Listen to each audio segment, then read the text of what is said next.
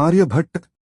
आर्यभट्ट का जन्म 476 ईस्वी में माना जाता है और उनकी शिक्षा एवं विद्वत्ता ने उन्हें प्राचीन भारत का महानतम खगोलशास्त्री और गणितज्ञ बना दिया।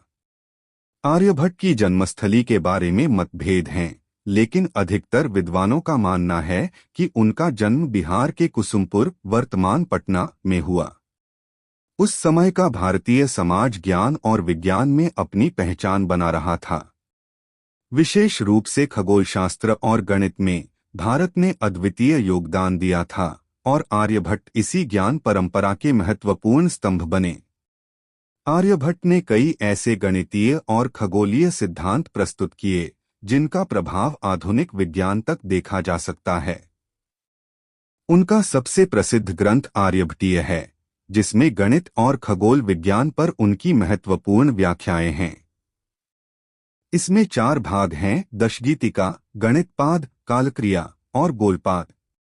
इन भागों में आर्यभट्ट ने दशमलव प्रणाली, पाई का मान और त्रिकोणमिति के सिद्धांतों का उल्लेख किया।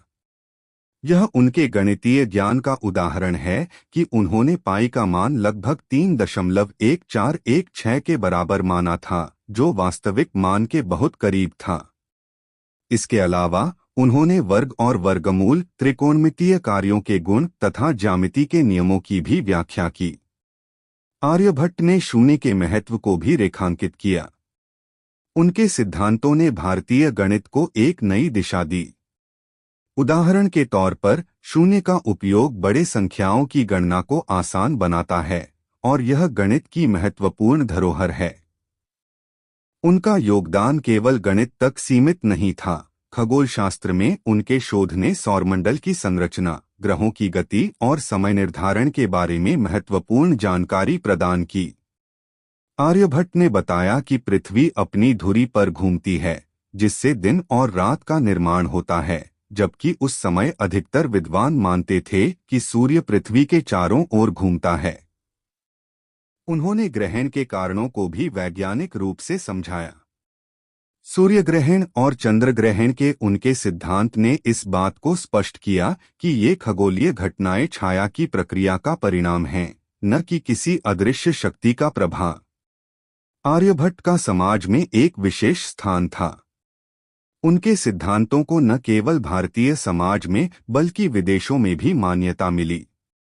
अरब और यूरोपीय विद्वानों ने उनके कार्यों का अनुवाद किया और इन्हें आगे बढ़ाया।